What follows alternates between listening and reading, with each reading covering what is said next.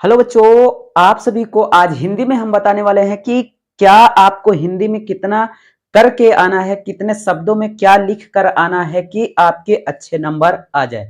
ठीक, please channel पर नए आए हैं तो चैनल को भी सब्सक्राइब कर लीजिएगा और आप पूरा वीडियो देखिएगा, अच्छे से समझ में आ जाएगा कि आज के दिन बस कितना पढ़ के जाएं कि आपके बोर्ड पेपर में अच्छे नंबर आ जाएं। ठीक, तो चलिए यूपी बोर्ड एग्जाम 2024 में हिंदी में कि आपको सबसे पहले पॉइंट में क्या लिखना है भैया।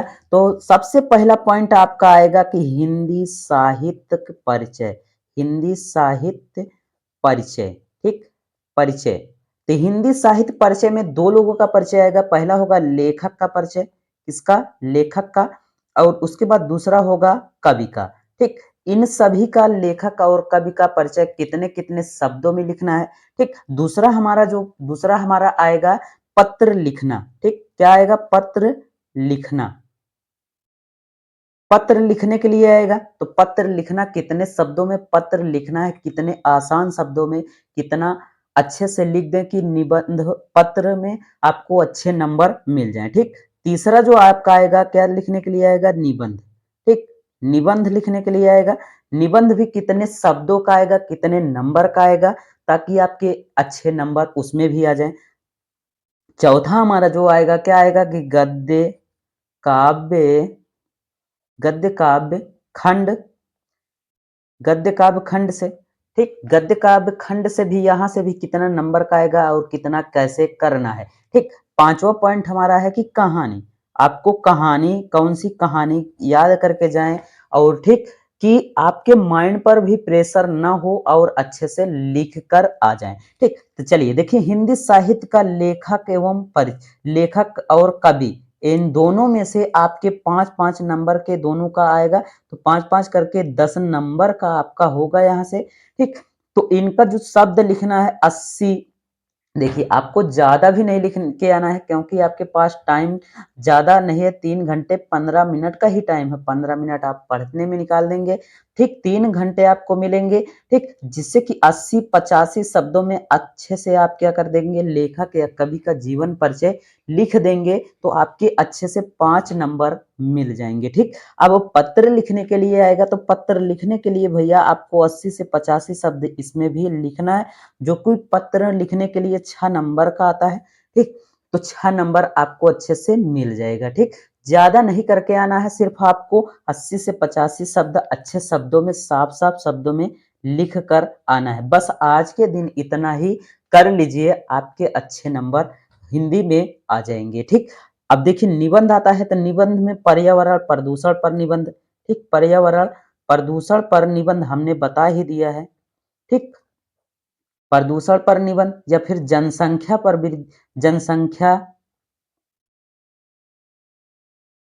जनसंख्या वृद्धि पर निरंतर या फिर जनसंख्या वृद्धि पर निबंध आएगा। ठीक, कंप्यूटर पर निबंध आएगा, किसी पर भी निबंध आता है तो आपको भी वहां से आप कम से कम 90 से 95 शब्दों में ही लिखना है।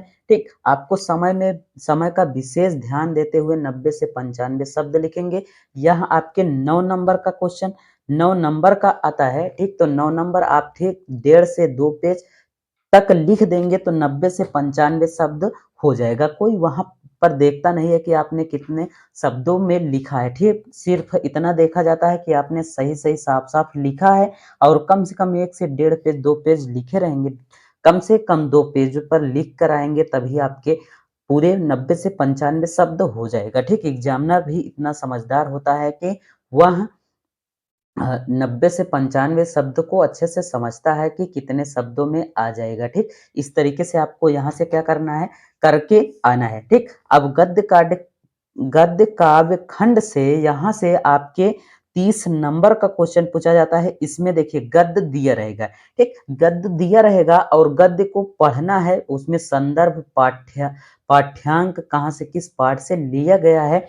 तो उसमें 5 क्वेश्चन होगा, जिसमें से 4 क्वेश्चन तो आपको उसी गद्य से क्या करना है, छांट के लिखना है। फिर जो 5वां क्वेश्चन होगा कि यह किस पाठ से, इसके रचयिता कौन है, इस कौन से पाठ से लिया गया है, संदर्भ सहित व्याख्या करने के लिए आएगा। तो संदर्भ सहित व्याख्या करना भैया, आप पाठ को याद कर लीजिए, पाठ को ध्यान पूर्वक देख लीजिए कि किस पाठ में कौन सा पॉइंट, सिर्फ एक एक पॉइंट को आपको क्या करना है, याद कर लीजिए बस एक एक पॉइंट की, हाँ इस चैप्टर में यहाँ पर ये शब्द दिया है, यदि ऐसा गद्यांश आ जाता है तो हम वहां से क्या कर सकते हैं, उस गद्यांश को लिख सकते हैं, उसका सारांश लिख सकते हैं। ठीक, रचयिताकार के नाम लिख सकते हैं, सारांश लिख सकते हैं, यही सब उसमें लिखने के लिए आएगा। ठीक, तो आप अच्छे से यहाँ से भी इसका भी अच्छे से कर सकते हैं, तो आपके अच्छे नंबर आ जाएंगे। लास्ट में बचता है आपकी कहानी। कहानी भी 5 नंबर की आती है। ठीक, तो पंच लाइट से भी कहानी आ जाती है, पंच लाइट भी याद कर लीजिएगा। ठीक, या फिर श्रवण कुमार किसी की भी कहानी आ जाती है तो उसको क्या कर देना है, अच्छे से लिख देना है, वहाँ 5 ही नंबर का आना है। ठीक, तो वो भी आपको कम से कम 80 से 85 शब्दों में लिखना है, 90 शब्दों में लिख देंगे तब पर भी कोई दिक्कत नहीं है। ठीक, आपको 1 से 2 पेज तक कम से कम लिखना है। ठीक, 1 से डेढ़ 2 पेज तक लिखेंगे तो 80-85 शब्द अच्छे से हो जाएगा। ठीक, तो इसी तरीके से आज बस इतना कर लीजिए। ठीक, कल आपको सिर्फ सुबह उठना है, माइंड फ्रेश करना है। ठीक, कल आपको कुछ भी नहीं पढ़ना है, जितना आप पढ़े रहेंगे सिर्फ उसी को रिवाइज कर लीजिएगा, ज़्यादा और पढ़ने की कोशिश मत कीजिएगा, नहीं तो जो पढ़े रहेंगे वो भी भूल जाएंगे। इसलिए बस आप इतना ही पढ़ के जाइए, इतना जितना हम बता रहे हैं। ठीक, आप अच्छे से पूरे नंबर करके आएंगे बोर्ड पेपर में।